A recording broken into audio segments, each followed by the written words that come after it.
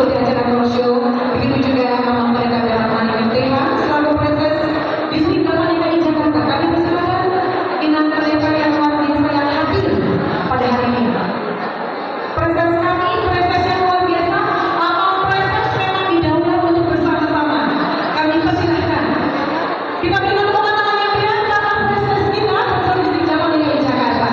Beliau berkenan untuk hadir dan bersama-sama kita akan adakan talkshow dan kami juga tentunya mengundang untuk kami terima kasih.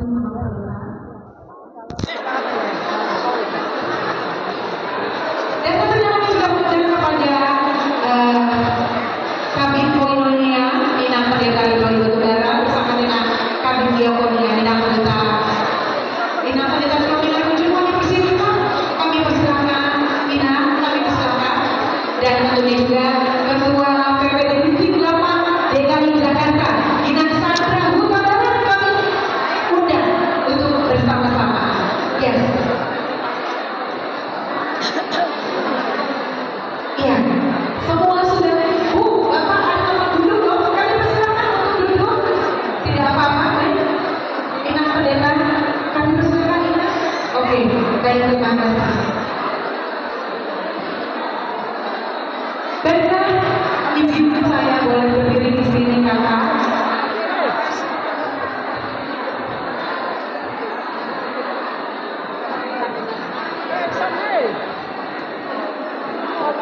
Iya, kita akan mulai acara ini tanpa berlama-lama dan kami mohon kepada kita untuk boleh sejenak memberikan waktunya. Terima kasih Kakak Mel, Ibu Melvi, Pak Bono. Terima kasih juga untuk tim marketing, Ibu Nyonya Hutabarat, Kakak Mado, terima kasih. Kami memastikan bahwa Kobar Tenun ini sudah berdiri sejak tahun 2018. Berdiri sejak tahun 2018 yang didirikan oleh Kerina Basaria, di mana Kobar Tenun didirikan oleh Kerina Basaria, begitu Ibu, bersama dengan orang tuanya, bersama dengan mamanya khususnya. Dan tentunya acara Kobar Tenun ini didirikan berhasil dikarenakan kecintaan dari beliau kepada kita khususnya perempuan dan wanita Batak untuk mengusung dari Pulau Batak itu sendiri. Dan tidak lama Kobar Tenun baik Kerina Basaria bersama dengan Ibu mereka berkolaborasi dengan Ibu Melvi Tambogono selaku marketing manager dari perusahaan Kobar Tenun. Begitu Ibu? Yes. Baik, kami persilakan kepada Ibu Melvi juga untuk memaparkan dari Kobar Tenun ini. Kami persilakan.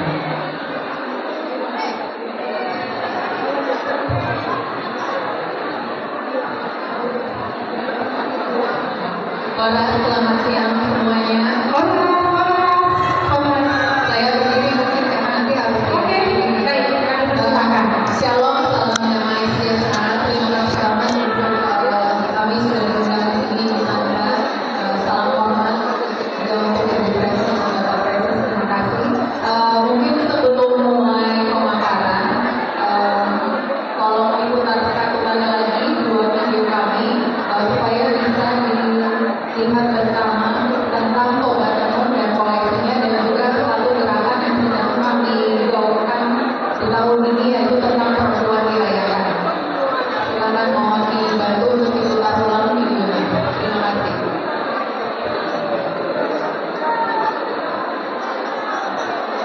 Ini akan melihat tayangan dari Kobar Tenun. Kita akan melihat tayangan sejenak dari Kobar Tenun. Oke.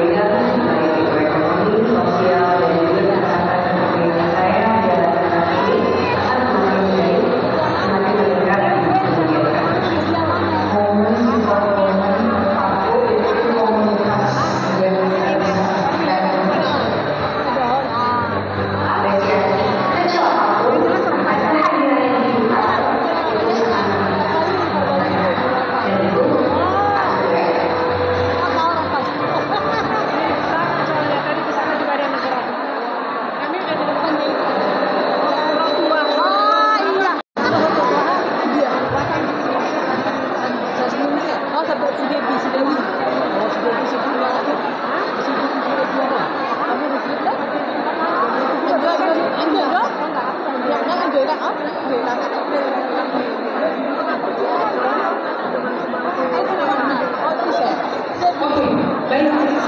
Siap. Sudah. Materi sudah siap. Ini sudah. Oke, siap. Ya, selamat siang, Polres.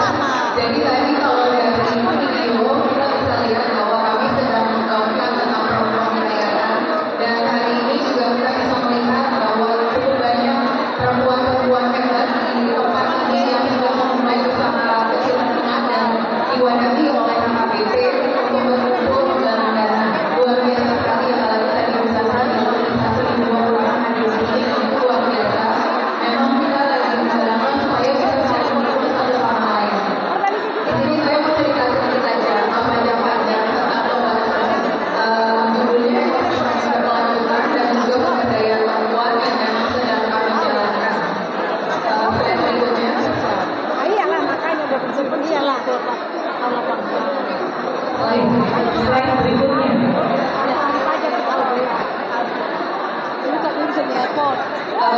Sekilas tentang Toba mungkin Ina, Ama, masih ada yang belum familiar tentang Toba ini merupakan satu usaha sosial sebenarnya, karena dibentuk atas dasar ada satu tujuan untuk membangun dan juga menjadi satu support system bagi ekosistem wasra di Sumatera Utara. Jadi ada satu pemberdayaan perempuan dan juga pemberdayaan ekonomi di area di penghasil tenun batak di Sumatera Utara. Dan yang pertama pendidikan ini dan juga menggagas adalah Ibu Dewi Bibit Panjaitan bersama ibunya Eli Nurhayati yang mendirikan tahun 2018, tapi memang baru mulai beroperasi secara bersama di tahun 2020. Di sini kami mencoba berusaha melakukan sesuatu dengan berbeda untuk mencapai perubahan. Jadi selain menjaga budaya dan ada regenerasi, saat ini penanam kami sudah lebih dari 250-an dan puji sekali sudah mulai dari usia 21 tahun pun sudah mulai mau bergabung menjadi mitra kami dan mempelajari bagaimana menenun dengan sumber daya alam yang ramah lingkungan dan juga dengan kualitas yang lebih baik. Kemudian di sini di Toba Tenun kami memiliki satu rumah komunitas di Pemalang Siantar. Ini sebagai bagian kami untuk melakukan program-program pemberdayaan. Jadi kita tidak hanya melakukan peningkatan keahlian, kami mempelajari mereka juga seperti kesehatan reproduksi, kesehatan mental, kemudian organisasi, dan untuk pelatihan lainnya. Slide yang berikutnya. Slide berikutnya di sini. Ya, jadi sekilas ini adalah gambaran besar bagaimana kami menjalankan usaha supaya berkelanjutan dan juga tetap bertanggung jawab.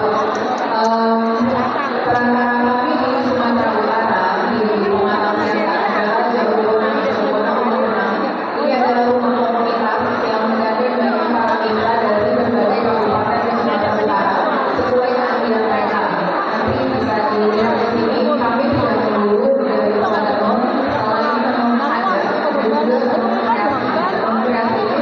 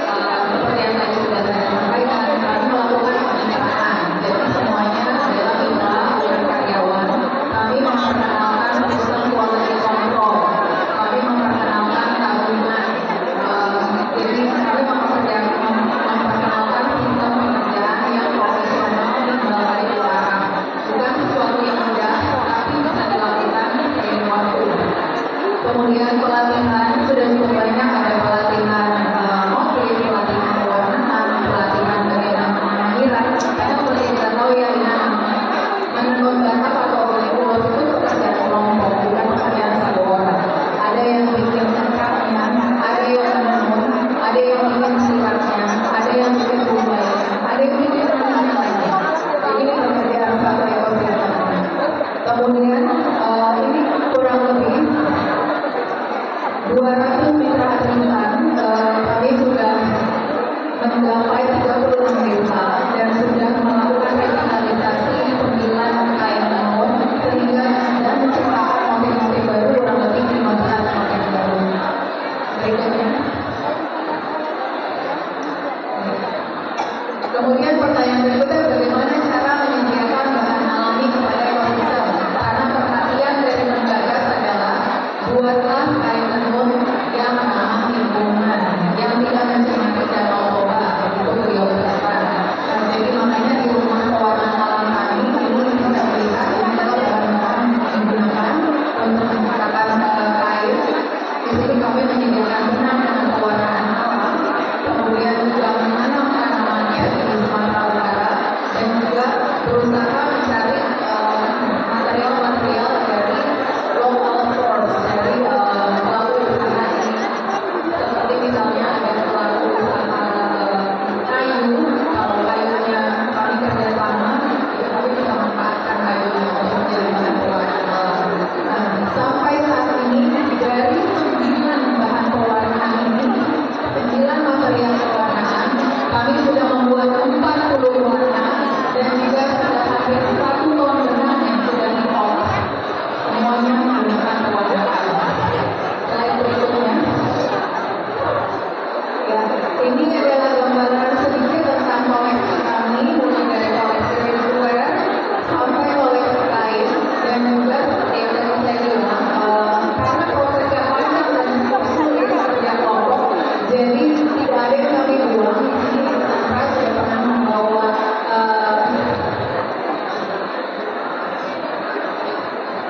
sudah pernah membawa ini, ada beberapa ya. Ini siapa, Le? Jadi kami juga melakukan workshop Dari ini. Iya.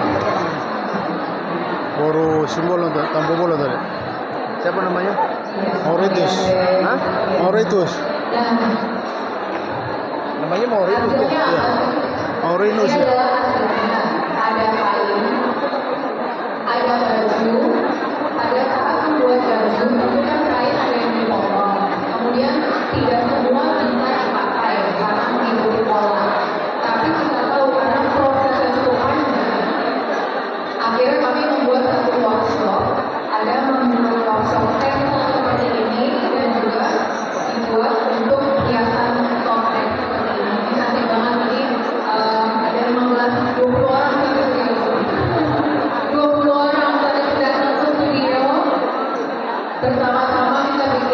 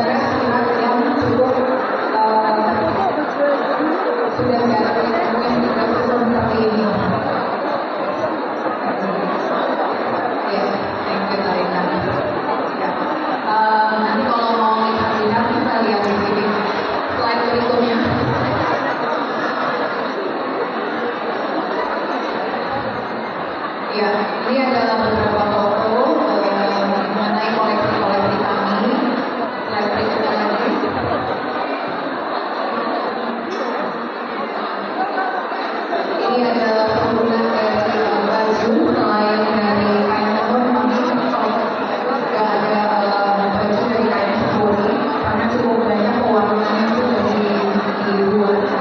Berikutnya, oke, gimana kalau pengen lihat produknya betul-betul bisa di mana? Nah, saat ini kami ada di alun-alun Indonesia, di Grand Indonesia, ada di Sarinah juga, kemarin kami juga ada acara dengan mereka, dan juga ada di Lakon di Mall Kelapa Gading sama di Bali, dan sebenarnya koleksi yang paling komplit ada di kantor kami, yaitu di studio di gedung Sopodel Mega Kuningan. Jadi Ama, Inang, kalau misalnya sedang bermain ke area dekat Rasuna Sakit atau Mega Kuningan, bolehlah datang ke lantai dasar di gedung Sopodel, sebelah Starbucks. Di situ ada studio kami dan di situ bisa melihat semua hasil karya dari para mitra perempuan kami di Sumatera Utara yang luar biasa bagus-bagusnya. Oke, berikutnya. Nah, sebelum saya sudahi, saya akhiri. Di sini mungkin kami mau menyampaikan bahwa kita percaya ekosistem yang berkelanjutan dan juga perempuan, pemberdayaan perempuan ini adalah tanggung jawab bersama antara komunitas, pelaku bisnis dan pemerintah. Jadi tidak melulu hanya dari pelaku usaha saja, tapi dengan lembaga, institusi, pemerintah atau agama yang seperti ini akan semakin banyak lagi bisa mencapai banyak perempuan-perempuan untuk diberdayakan baik secara ekonomi maupun secara kesehatan, terutama di dalam budaya. Sekian dari kami, terima kasih. Oke, terima kasih. Kita berikan tepuk tangan untuk Bapak dan Ibu. Semua pemaparan yang sudah disampaikan luar biasa dari Bapak Zainul. Terima kasih Kak Melvi, terima kasih Kak Tanita, berikan selalu. Di sini kita akan membuka ya, yang namanya boleh pertanyaan-pertanyaan. Jadi inang sekalian, yang dipakai sama Kak Tanita itu pewarnaan yang luar biasa, ya. Bagaimana dimodernisasi, ya, jadi luar biasa. Dan pewarnaannya sekarang sudah ada 40 warna ya, kalau nggak salah ya. Kalau nggak salah berarti benar. Oke, baik. Tadi ada yang bertanya, Kak, gimana sih itunya, skornya, awal-awalnya Kak dulu. Sekarang pertanyaannya saja dulu yang dilemparkan. Izin, apakah pertama-tama yang oke, baik. Mungkin Inang Kader akan ada pertanyaan yang disampaikan. Oke, siap. Baik, terima kasih untuk ya. Saya sebenarnya sudah lama juga bergelut dalam dunia kampus, termasuk pewarna, termasuk kampus, termasuk bagaimana itu untuk kita benangnya dibuat tradisional. Dan saya bangga karena medalinya sudah besar dunia. Di sekitar tahun 2000 saya pernah bersama bapak saya dari Jepang bagaimana kampus ini untuk menjadi gendongan gitu ya, gendongan. Dan lalu kami tawarkan ke Jepang beberapa pasar-pasar tradisional, pasar rakyat. Tapi pada saat itu belum mendapat manfaat. Artinya dibanding dengan ulus-ulus tenunan dari negara lain seperti Thailand dan lain sebagainya, mereka kan juga punya tenunan. Nah, harga kita terlalu mahal begitu, sehingga mereka tidak mau membeli dan akhirnya barang itu pulang. Nah, lalu sesudah itu gagal, kami juga akhirnya mencoba mengembangkan perkebunan kapas. Nah, kapas ini bibitnya kami peroleh dari China. Tapi saya lihat di Indonesia itu juga ada. Tadi Ibu bilang juga pewarnaan. Artinya kalau saya katakan, saya juga melakukan pendampingan kepada para peternak yang berada di Jawa itu, karena memang kalau mereka menenun harganya sudah ditentukan oleh peternak, karena memang benangnya dari mereka dan lain sebagainya, sehingga mereka tidak punya lagi posisi ada. Tapi dengan inovasi juga meningkatkan UMKM Papua Utara dalam rangka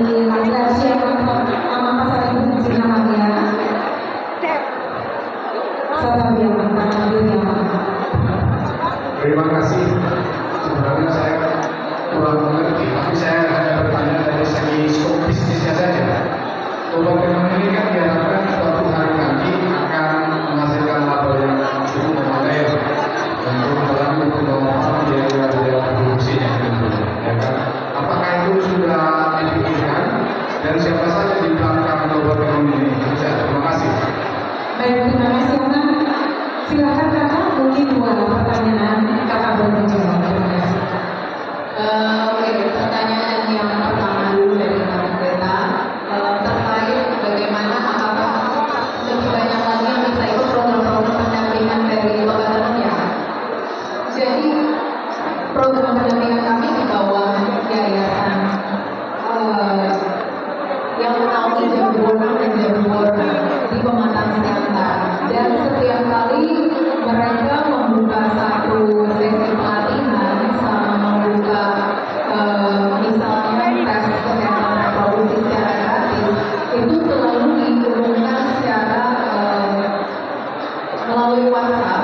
Mereka biasanya memang mengumumkan terlebih dahulu ke para mitra kami yang jumlahnya sudah ratusan, tapi setelah itu mereka juga akan mengumumkan ke komunitas-komunitas lainnya. Kemudian mereka akan mendaftar. Setelah itu akan ada proses untuk seleksi lagi biasanya untuk mengikuti. Karena kami sudah pernah mencoba kalau pelatihan dibikinnya sekaligus ramai-ramai itu agak kurang efektif. Jadi kami batasi orangnya, tapi mudah-mudahan semakin banyak berkat yang masuk ke yayasan, semakin banyak lagi yang bisa untuk dicapai untuk melakukan pelatihan ini. Banyak terima kasih. Ya, Oke, sudah menjawab Mama Pendeta. Terima kasih. Selanjutnya silakan kakak oleh Mama Pak Sari. terima kasih. Kemudian kalau tadi kita bicara yayasan dan pelatihan dari Bapak Saribu bicara soal bisnis dan laba, kebalikannya. Nah, kalau bisnis dan laba ini memang under PT yang di Jakarta, dan memang secara cost ini luar biasa karena yang dilakukan adalah berbeda. Tapi karena mau melakukan perubahan memang harus dilakukan berbeda. Kalau dari pelaku usaha lainnya tidak memperhatikan pendampingan, peningkatan skill, maka penonton kita yang biasa nonton akan seperti ini aja. Nah, jadi makanya harga dari produk kami memang sedikit berbeda dari produk yang bisa ditemui pasaran, tapi secara kualitas memang bisa dilihat gitu. Nah, ini yang sampai saat ini kami mencoba memasarkan tidak hanya di Indonesia, tapi juga ikut pameran ke luar negeri. Itulah cara kami untuk mendapatkan revenue untuk menjalankan kembali ke program-program di yayasan. Kembali seperti itu. Baik, Ina. Terima kasih. Kakak, Mama sudah cukup menjawab, Mama. Sudah ya, Ma? Baik, terima kasih. Terima kasih, Kakak. Dan izin, apakah ada satu pertanyaan? Masih ada pertanyaan lain? Silakan kepada Ina Pendeta. Ina Pendeta Doni. Satabiyana. Oh, sudah ada. Baik, ya. Siap, silakan. Kami bersyukur bisa bertemu dengan teman-teman dan kita sudah dibantu dan didukung untuk pelatihannya, walaupun hanya hitungan jam kita dapat melaksanakannya. Dan untuk itu sebagai teman-teman menurut kami sudah besar, tapi dalam usaha yang kita buat sekarang ini kan masih dalam tahap usaha-usaha yang kecil. Bagaimana dari penuh ada yang bisa jalan atau mendukung usaha-usaha dari teman-teman yang hadir membuka stand pada saat ini, yaitu betul mungkin ada petunjuk-petunjuk yang dilakukan kepada kita atau bagi PPD selama di Jakarta. Dan yang kedua, soal turunan ya, saya juga jadi penasaran apakah setiap turunan punya tujuh ada konsep-konsepnya atau nilai-nilainya. Karena itu kami tinggi sehingga kami yang di bawah mungkin kami tidak akan pernah menggunakannya atau memakainya. Bagaimana itu? Terima kasih.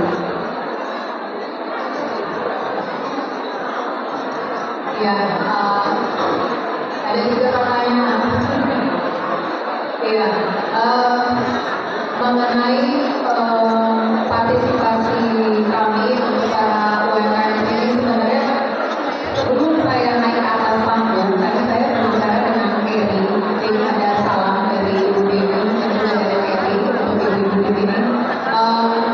Sebenarnya Eri menyampaikan ingin sekali bikin satu sesi dengan para perempuan UMKM untuk tukar sharing knowledge tentang cara memulai usaha, cara membuat brand.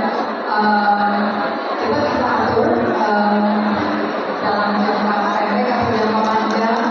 Jadi harapannya sesama perempuan Batak bisa sama-sama maju gitu. Baik apapun itu bentuk usahanya, gitu kan? Ya, kemudian yang kedua tadi tentang judul ini. Jadi ada kalau secara kategori yang dilakukan Bapak Tenun, ada tenun revitalisasi, ada tenun adat. Tenun adat saat ini kami sudah buat dari tenun Toba, Karo, dan Simalungun. Kemudian ada juga tenun kreasi ini seperti yang ini motif yang membuat sendiri. Kemudian ada tenun kontemporer. Tenun kontemporer ini tenun yang kami pakai untuk ready wear kebanyakan. Jadi begini di ATBM bukan dibutuhkan supaya tidak menyalahi pakem adat, tidak menggunting gitu untuk bikin baju. Pertanyaan terakhir kalau soal harga, memang karena prosesnya cukup panjang melibatkan banyak orang dan juga karena bahan material yang dipakai 100% kapas, kemudian juga pewarnaan semua, sebenarnya secara cost sudah tinggi, tapi secara spread untuk retail price-nya tidak tinggi sama sekali. Kami berusaha tetap bikin sama lah gitu kurang lebih. Baik, terima kasih sudah berjawab ini dengan detailnya. Ibu Ketua, mau ada pertanyaan Ibu Ketua? Oke, tapi kalau begitu kita tunjuk tangan dong untuk setiap jawaban yang sudah dijawab oleh kakak. Dan iya, masih ada satu lagi. Iya.